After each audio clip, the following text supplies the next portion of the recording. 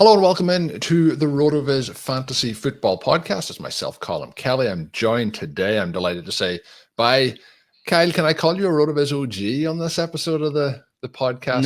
No, you can't. No, look, I spent a lot of time at RotoViz, but like the OGs are like the John Moore, like Matthew Friedman days. Yeah. I would be the next generation after that, in my mind at least. But you're always going to say the OG is like whoever preceded you by one generation or two. But for people nowadays, like maybe they do remember me as a RotoViz writer. But to me, there are different OGs that were so incredible in like the early 20 teens, probably. At RotoViz, obviously. Yeah, you mentioned Friedman, Moore, obviously Sean Siegel, part of that. But it's crazy when we look back. We're looking back like a decade. When we go to the time that even when you were doing the podcast, doing the writing and so on, we're looking back probably 6-7 years at this time. Like time flies by. So I want to give you the tagline here as a RotoViz OG, but now at Rotoworld, it is Kyle Dvorchak. We're going to talk through a number of different things on today's episode, mainly looking at wide receiver pricing at the high end of drafts. And is it incorrect? Are we looking at it correctly? And we'll have a fun conversation leading our way through that. You can follow Kyle on Twitter at Kyle Tweets here. When we start off looking at the wide receiver landscape, we are now post NFL draft. We know where players land. The overall rookie side of things on the wide receiver side wasn't going to shake it up all that much compared to what might have happened on the running back side of things. But as a whole, the wide receiver landscape for 2025, the rookie class, the veterans, are you feeling I always think there's a lack of depth no matter what, but is this a year where you're excited for the wide receiver landscape, or is there some concerns for you? Yeah, I kind of agree that like I could always use a few more wide receiver threes in my life to pad out the roster. I will say on the rookie class, everything we heard from like January, like basically the day the college football season ended till like I feel like it stopped about a month ago, or at least it quieted down, was like, this is such a weak class. This is such a bad class for receiver. Hope you don't need a wide receiver. Part of that is we went from having Travis Hunter is probably a corner to Travis Hunter is the number 2 overall pick at wide receiver. Like James Gladstone doesn't even acknowledge the fact that he plays corner. He's like, this is how much he improves our offense. Like he's going to open stuff up for like the rotational players like De'Ami Brown. He's going to help Brian Thomas. And he doesn't even mention like the impact he has on defense, like specifically, right? I think this was a Josh Norris tweet that he was like, yeah, I watched the press and man, they talked about him a lot as a wide receiver. Didn't talk about him that much as a corner. So we essentially gained a pseudo number 2 overall pick wide receiver throughout the draft process. Tet went from being like probably a top 10 pick to I don't know if he's going to be a first round pick, and he's back in the top 10. We ended up getting 4 wide receivers total in the first round. And I kind of always liked the depth of like the Iowa State wide receivers. I think are both really good prospects. So in terms of the incoming class, I feel both better than I did 2 or 3 months ago about the incoming class. And I still think even today, I feel better than the average sort of fantasy analyst, or probably more like draft analyst, really, about the depth that's being added through this class. So hopefully that helps pad out some of the lack of depth currently in the sort of veteran market for receivers, because I kind of like this class. That also happens whenever you dive into anything for a long time. You're like, you know what? I spent a lot of time with this thing and I like it now. And I've spent a lot of time on these wide receivers and I think they're all going to work in the NFL. And obviously they won't. Yeah, there is obviously that part as well. You have the, they're out of the box now. They're the new toy and we know where they are. But the other thing that I felt with this draft was when the picks were being made, maybe like I'm a Green Bay fan, so like, maybe Golden landing with the Packers wasn't the wide receiver I wanted to land on the Packers. But in terms of the wide receivers landing in certain spots, you can tell yourself a story for the wide majority of them that this is a good place for this guy to land to have some success. So I think overall, it's in a pretty good shape. And the reason for that, more so than this year's class, is over the last 2 to 3 years, we have got an influx. Like last year's rookie class, when we look back now, was incredible for what it's offering up for the opening rounds of the drafts here as we move forward. And we will touch on some of those names on today's show, more so looking at the veterans that are more than those 2 years down the line of their NFL career and how they're being priced up. But we are going to do a show later in the week. We're going to circle back and look at the zero RB landscape and how ADP is shaping that. And that is obviously going to factor in a lot of that as well. So the thing that got me into this topic was a tweet that you did, and you mentioned Josh Norris earlier. It was a tweet that Josh did that you replied to, and it was around Garrett Wilson. So we are going to go into it. But my goal here is to kind of look at, are we pricing wide receiver ADP incorrectly? Are we still taking some of our maybe priors from these players coming in from college, or maybe what they did multiple seasons ago success-wise, and thinking, well, maybe they bounce back and do this again, versus should they be in that spot? And maybe we can learn from it and take advantage. So starting with Wilson, your tweet was Garrett Wilson was one wide receiver 17 season away from being in never been good territory. And that is concerning, because he's one of our favorites over the last couple of years here at RotoViz. Has had a number of different issues with the quarterback, the scheme, the offense. Some of that we have to also probably put down on him. Now has Justin Fields, which is concerning. But when we look through all of them, that's where we're going to start. We're going to see what our expectations are for this season, and if we think they're either egregiously mispriced or appropriately priced. So, and he finished last season as wide receiver 23. Do you feel, and I'll go through this list first, and then we might go through them player by player, but like Puka Nacua, wide receiver 8 by ADP, finished wide receiver 6. Marvin Harrison, wide receiver 9, was wide receiver 43. Drake London, wide receiver 10, finished wide receiver 22. Deebo Samuel, wide receiver 11, was wide receiver 46. Nico Collins, wide receiver 12, finished wide receiver 7. He missed nearly half the season. Jaylen Waddle, wide receiver 13, finished 55. Chris Olave missed a huge chunk of the season, wide receiver 14, finished 56. And then we have Cooper Kupp, wide receiver 15, finished 25. Davante Adams, wide receiver 16, finished wide receiver 13. So let's start with Garrett Wilson. Are you ready to paint an optimistic picture here with Justin Fields, the quarterback? Are you buying into these clips that have come out over the last week of Justin Fields has his mechanics are all fixed? Yeah, I'm sure they're all fixed. I like Garrett Wilson. I liked him coming out of college. I've drafted him a lot in my life. I don't think there's a year of 3 years of his career where I haven't drafted more than the average drafter of Garrett Wilson. That being said, I think when I say, being a little facetious when I say never been good territory, we do this with Amari Cooper. Oh God, Amari Cooper, that guy sucks. Never even been good. And he was people forget how truly incredible of a prospect he was. A cannot miss, locked in. The film guys loved him. The RotoViz guys loved him because he was a super early career producer. And he turned out to be just pretty good. He turned out to not be great. And that feels really disappointing, even though he has a decade plus career with a bunch of 1,100-yard seasons. Never hit the 1,400-yard season. And we look back and we kind of forget how good in the NFL, and especially as a prospect, Amari Cooper was.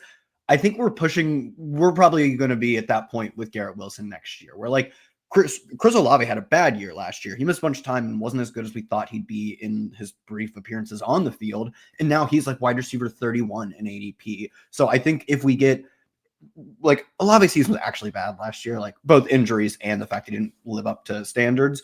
But if we get just a slightly underwhelming season from Garrett Wilson, and maybe this is more of a dynasty concern, but if we get a slightly underwhelming season from Garrett Wilson, we are going to throw that old toy away. We are going to be throwing Woody, Andy throwing Woody, and be I'm done with this toy. We're going to be done with Garrett Wilson if he gives us one more not awesome season, which he's given us 3 not true take the next step kind of season so far. I would tend to agree. I think the talent has been there. Cooper's a very good example, I think, of putting them together. He obviously had his time in Oakland and then goes to the Cowboys and has some of those seasons, then has, breaks the end of the fantasy football season 2 years ago and then goes to the Bills during this past season and into fantasy irrelevancy completely at that particular point. We go down through it. We have Puka Nacua, lots to be excited about, other than Davante Adams is now paired there as well. Do you think the Adams, at this stage of his career, is able to take anything away? Is he just going to fill in on that Cooper Kupp role? How do you see Nacua this year? Yeah, turbo smash. What in God's green earth has this guy showed us that he's not really good? He is what I want Garrett Wilson to do. And Garrett Wilson, like you said, in part, it's been terrible quarterback play.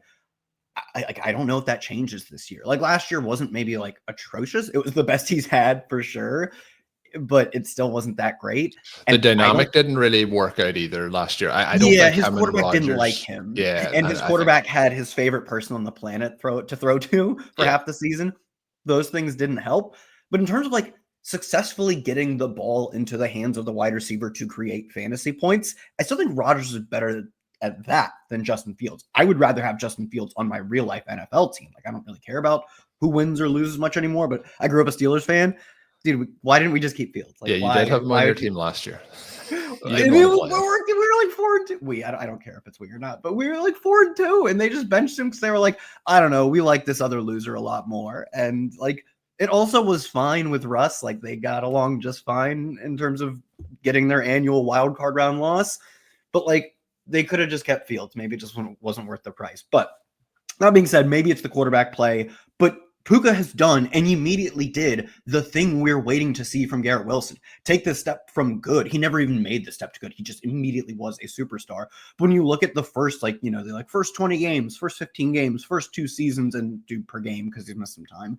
All of that stuff is like, you sort by the most, and it's Puka Nacua and a bunch of other superstars like Justin Jefferson, Jamar Chase, like all of the greats Odell Beckham, all live at the top of like, did you do really well for 2 seasons or 20 games or whatever arbitrary cutoff you want to hit? Were you a superstar that early in your career? You will continue being a superstar, and nothing can really hold you back from that. So truly could not care less about like Devontae Adams impacting the target share of Puka Nacua. And Devontae might still be a good pick. I think there's a chance they can both survive as being the co-1As. Like the target share Devontae Adams has looks like a number 1 target share. They just happen to have 2 of those type of players. But like, I'm just going to keep drafting like the clear superstar wide receiver, where if we're just pricing Puka based on his like fantasy points per game through 2 years, he should be like a coin flip with Amon-Ra or something like that. He should be a top 5 pick. Yeah, he's the sort of player who, if somebody wanted to say he was the best wide receiver in fantasy, it's like you could have that debate, but he's like a top 5 guy regardless. And the part I think that, like, you know, when you're still wondering like, will he do it? Will he be able to, you know, hold off a veteran like Adams, for example, is the fact that like he came in with a 5th round draft capital, and sometimes it takes people time to accept that they are the guy. Like if this guy went in the 1st round, you'd be talking about this guy on a Hall. If Marvin Harrison was doing this, he's the number 2 pick in fantasy. Yeah, like he exactly. Just is. Yeah, and I think that really all fits together to move into Marvin Harrison, who I wasn't really on last year based on the cost. More so, also liked Malik Neighbors more. What's the path here? Is there a path to him ever hitting the expectations that maybe some people had for him entering last year? Is there a chance that he's a buy low opportunity at his ADP this year, or are you just kind of done? I'm done with Kyler Murray as part of mine. And just before we recorded, I was in a rookie draft where I had the 102 and I traded away the 102 for Trey McBride. And I'm kind of wondering, like, as much like why do I keep doing this to myself with you know, with Kyler Murray involved? But Harrison, any chance that we see him, you know, ascend to, you know, a sophomore breakout here? Yeah, I mean, I think the usage just has to change. Like, he was not a burner out, like he was not a burner deep threat wide receiver in the way that he was used last year. Like, he was used like Alec Pierce and MVS, these like clear out guys who earn a handful of high value targets a game, and he earned a decent amount of those high value targets, those like 20 plus yards downfield looks, but you cannot make a living as a wide receiver 1 or even like a top 20 fantasy receiver by just doing that. That is not really what he did in college. Like, I think of him much more in the same way in terms of the prospect, at least, of what Nico Collins became in the NFL. Like, Nico Collins isn't the fastest player on the field. He wins because he can make really good cuts, really good routes, 15 to 20 yards downfield. Like, he is bigger than most corners he's going up against, but he's got lateral movement that is also better than you would expect for anyone remotely close to his size, because Nico Collins is a big dude. But his 40 itself, like just the straight line speed, he just is not going to blow by some corner that's much smaller than him. He's 5'11", 195, but he runs a 4.41. Marv does not truly run a very fast 40, and he does not have speed to just blow by corners, but he's really shifty for his size, and that makes him a really weird corner, or really weird matchup for cornerbacks and for safeties. And then the Cardinals were like, I don't know, run 9 routes, man. Like, you know what? 9 routes, all of them, all. It's all you get. And there's, you know, there's like his route break depth was among the highest in the NFL, especially for guys we actually care about. Like, it looks similar to guys like Alec Pierce and past years MVS in terms of like, I think this was ESPN. Seth Walder had a really interesting stat about like the time it takes for his route to break was also amongst the longest. Like, they just used him like a clear out guy. And that is insane, an insane thing to do. But we have evidence, a whole year of evidence, that that's how they see him. And if he stays in that role, it will not change. Maybe, I mean, he'll probably improve. Like, I still think he's a good player and he'll adapt somewhat to that role. But you can just only do so much when your team doesn't treat you like a number one receiver. And they treat Trey McBride, who actually does deserve to be treated like a number one wide receiver because he's just that good at tight end. But when your team doesn't treat you like that, there's only so much you can do. So I really think it's maybe one where we can try and tune into like training camp stuff and see how they're using him in the preseason, maybe if they even play him in the preseason, but tune into some of that stuff and see.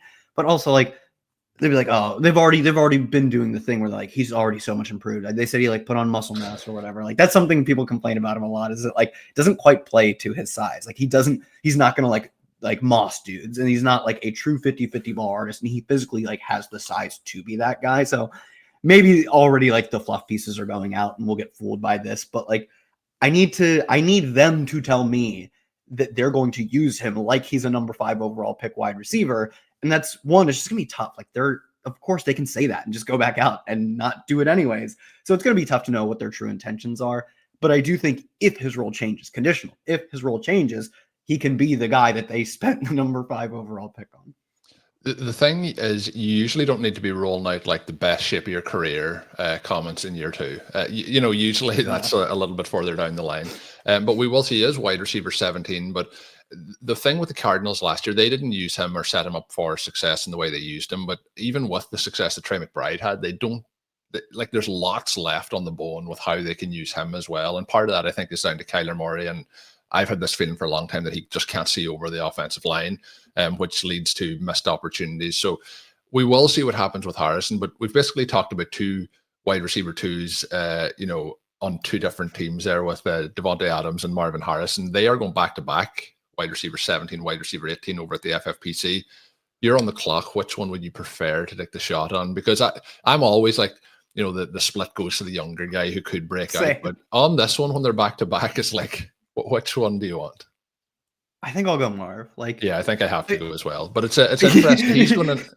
He's going in a range of like a lot of veteran guys. You have Terry McLaurin, Tyreek Hill going just before him. You have Devontae Adams, DJ Moore, Mike Evans, all going after him. It's an interesting range where like usually you don't have one of the guys who was an early pick in last year's draft in that range. So we'll see what happens moving forward there. There's a couple of guys here I want to see if you think any of them has the possibility to like really bounce back from what we've seen at the early points of their career to now. And that's Chris Olave, Jaylen Waddle, and Deebo Samuel. You get Samuel moving teams. You get Jaylen Waddle, hopefully at some point, can stay injury-free for a season. Hopefully it was quarterback injury-free for a season.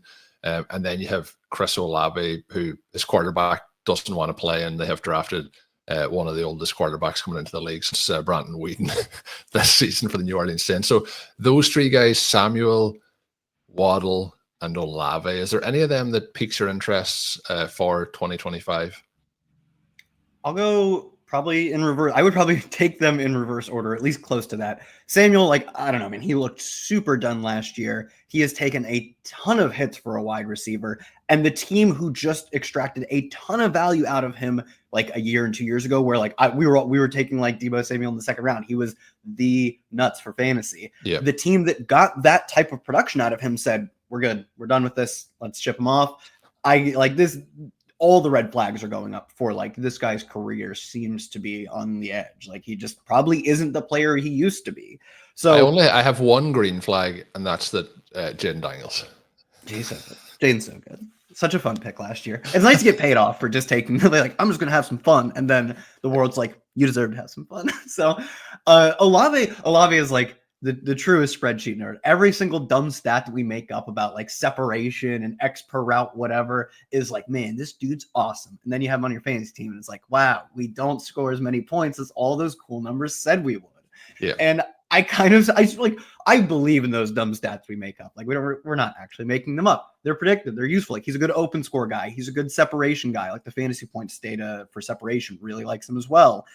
But like the situation is terrible. Like I don't think Derek Carr's taking a snap for the Saints this year. No, it sounds like it's it Shucks isn't it? Yeah. And maybe the one good thing is like Shuck was decent in college. He doesn't take sacks and he doesn't turn the ball over a ton. Like he can maybe be a point guard where all of his dropbacks turn into mostly catchable targets for his receivers. Even if he's just not that good, not that efficient, he doesn't like Justin Fields is a better real life player potentially, but Justin Fields, so many of his dropbacks turn into carries and they turn into sacks and they turn into turnovers. Even if the carries are awesome and the big plays are awesome, there's so few and far in between that it is very frustrating to own a Justin Fields wide receiver in fantasy. Chuck, maybe the opposite, where like it's not that good, but he just gets the ball to your guys. And there's only one guy in terms of the pass catchers. Like Rashid Shaheed, I guess, makes a second guy, although speed receiver coming off of a season-long knee injury doesn't feel great. So Olave could just be the guy. And all of the, like I said, all of the sort of fancier data says he has the talent to be the guy. So I'll go Olave if I have to draft one of these three. Waddle's almost the opposite. We're like, I know for sure this guy's good. And we've seen it. We've seen him be so really good. Super efficient, super productive for like 2 years in a row early in his career. We love all of it, but I don't see how or why the Miami offense changes this year after doing what they did last year. Like last year, the thing was they just could not manufacture the deep open plays for Tyreek. And you know what? They were good even when they didn't do that. And you know how they were good? Throwing to guys that aren't Jaylen Waddle. They were throwing to Johnny Smith, throwing to Devon Achane. And when they were throwing to the wide receivers, it still was more Tyreek than it was Waddle. So they have to become an offense that we haven't seen them be in years. And they're maybe not incentivized to do so because they were like, when Tua was on the field, they were a good offense last year. They were one of the best EPA offenses, like top 5 or top 7 in EPA per dropback. Even though they had like cut out all of the deep explosive plays, they were so good at yak that it didn't matter a ton. They're probably still better when they were throwing deep, but they made it work. They made it work really well. So if defenses aren't going to give them the deep looks, they can survive. They can frankly thrive as an offense in the games where Tua plays. You know, some conditions we can put on there. And when it's cold, they're not going to be any good. When it gets to playoffs, of course, they're not any good. But week 10, they get a decent matchup. They're fine, dinking and dunking. And that's not really what they want Waddle to do right now. So as like frustrating as it is, I don't think there's a great path to Waddle being as good as his talent is, where Olave is the opposite. I think he's talented. I'm not entirely sure. Yeah, so Olave's wide receiver 30, Waddle's 33, and then we talked about Samuel there, but he's 37. So when we look at it, I think there's ways like in the 6th round, and this is FFPC ADP I'm looking at, where like if he's your wide receiver 5, I think like I will be still adding particularly Waddle and Olave to rosters. I think the upside potential is too high.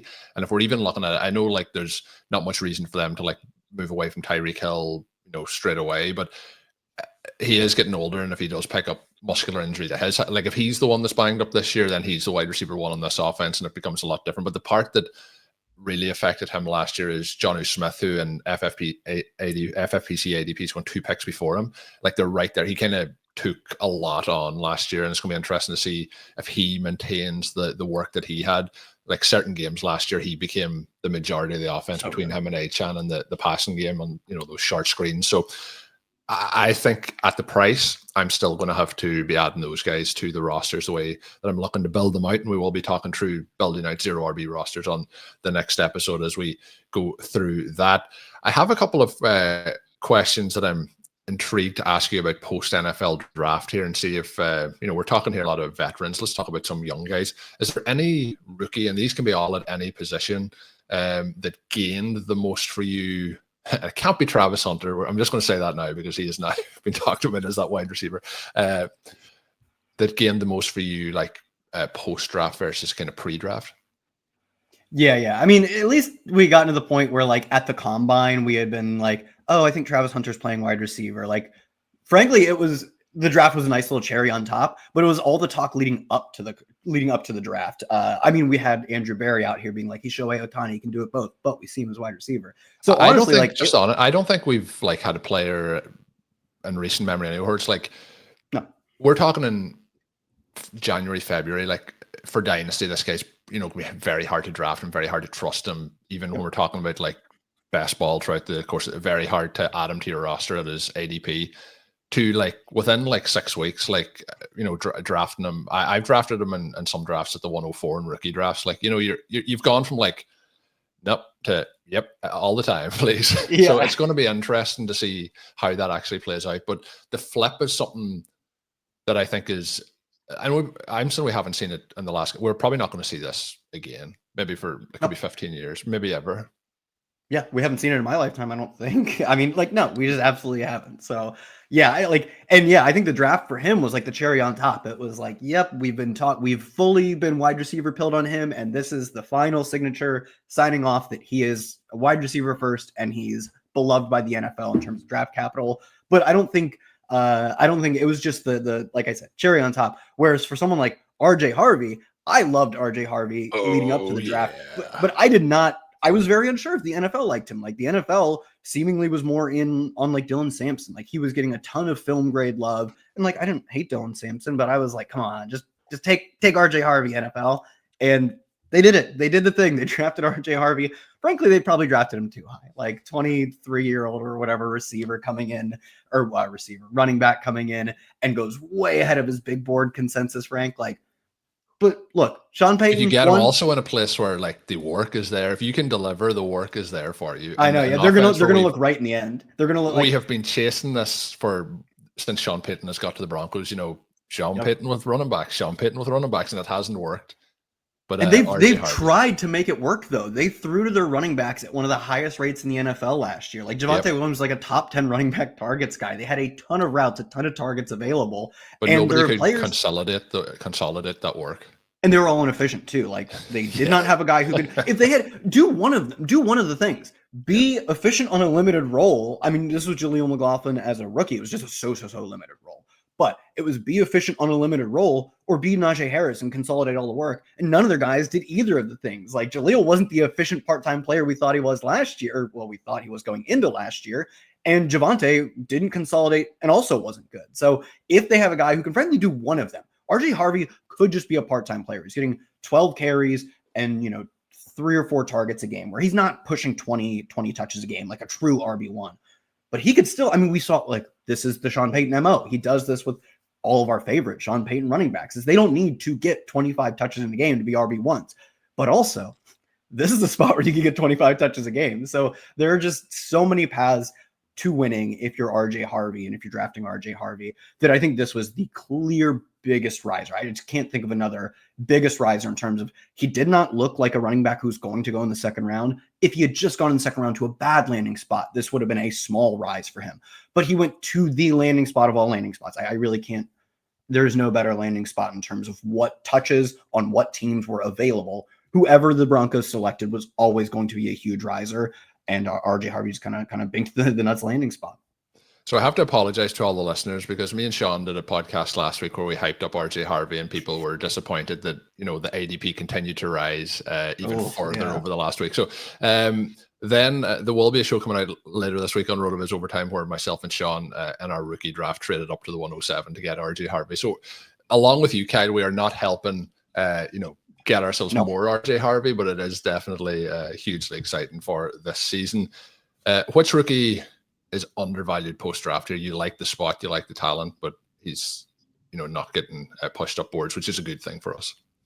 Yeah, at least in terms of redraft best ball leagues right now, it's Luther. To me, super talented.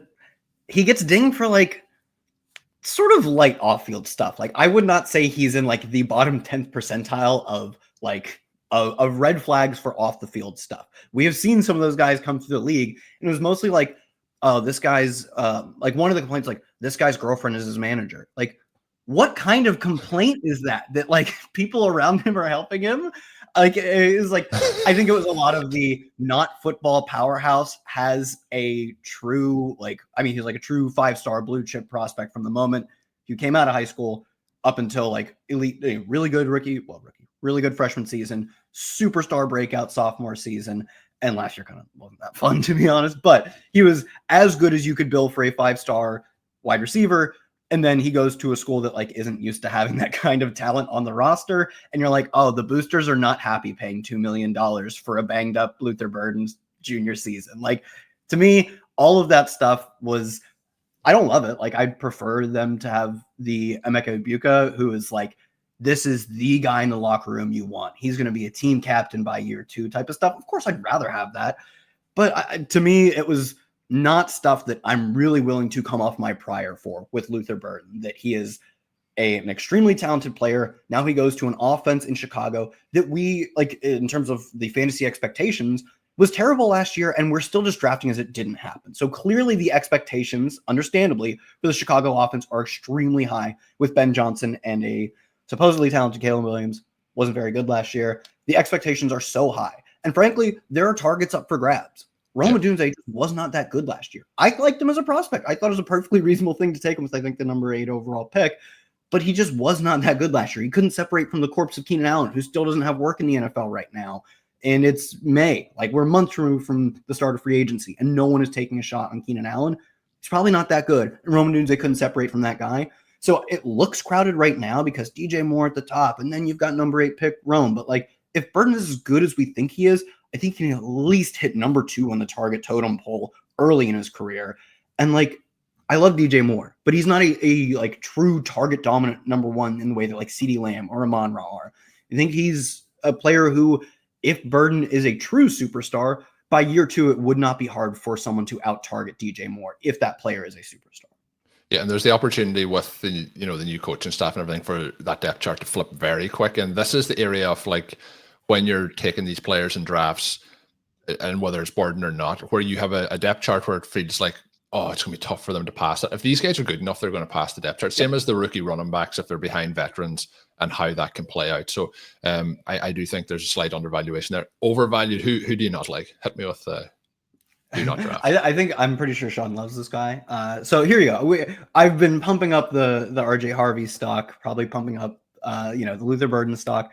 Here's one that I don't think Sean would agree with me on. It's Treveyon Henderson. In terms of like the landing spot goes to a team that, look, I love the Patriots. I love Drake May, just super fun quarterback who's a super fun prospect and was good, but like they're going to have one of the lowest win totals heading into 2025. Like if someone's like, are they going to win half their games? Like, I love Drake May. I'd be like, oh, hell yeah, dude. Drake May's going to win 10 games. Like, he's probably not. They're probably just generally a bad team. The Drake May thesis, if you want to play him, is that they are like behind in every game and he's catching up, and he's running this year rather than not running last year. And that's what you're like. You're not thinking the Patriots are going to, dude.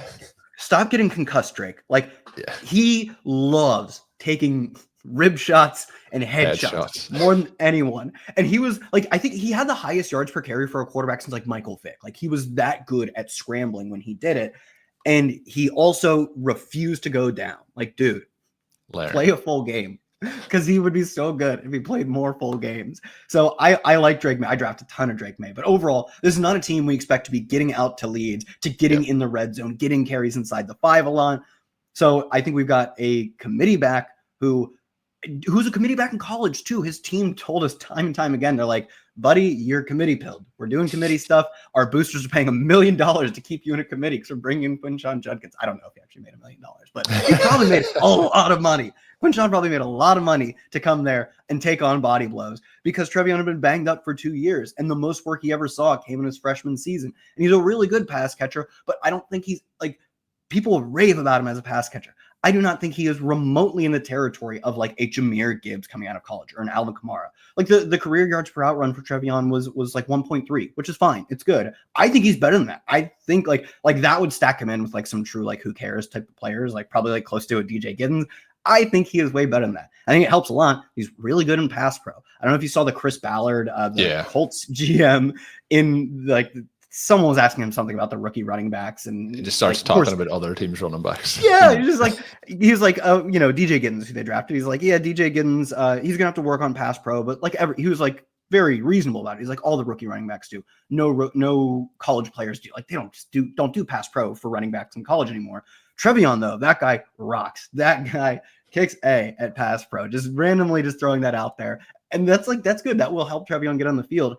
But I don't think he's a Jahmyr Gibbs CMC level pass catcher. He's on what is likely a bad team with a bad offensive line, and he's sharing a backfield with a running back that was just extended like a year or two ago on like a 4-year, like $40 million deal or something. It was a good contract, good second contract for a running back from the previous regime. So maybe you discount how much that actually means for his touches. But Ramondre's good enough to hold off a veteran running back from fully, or hold off a rookie from fully taking over, I think.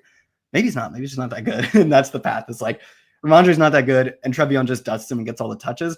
But until Treveyon is not a committee back on a bad team, it's not going to be fun to have him for fantasy. And you're going to be starting guys who like Brian Robinson projects for 2.7 more PPR points this week, and it's week 7, and I'm not having fun drafting Treveyon.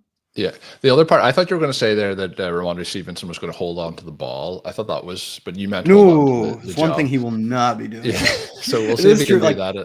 He has some coaches will put. Well, last year it was like we're starting Antonio Gibson this week, and then Gerard Mayo just forgot to start Antonio Gibson. So maybe like it doesn't end up mattering as much as we think coaches think it matters.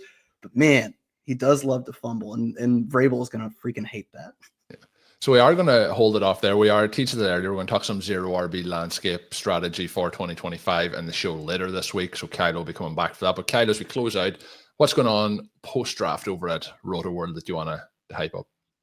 I just finished all of my dynasty rankings for both each position and then entire top 60, so like most rookie drafts rankings. So just finished all those. That's probably what's worth checking out. So check that out. You can find him as well on Twitter at Kyle Tweets Here. You can follow me at Overtime Ireland. We'll be back later this week. Make sure you subscribe to the podcast feed to get that once it's available. Until we are back, have a good one.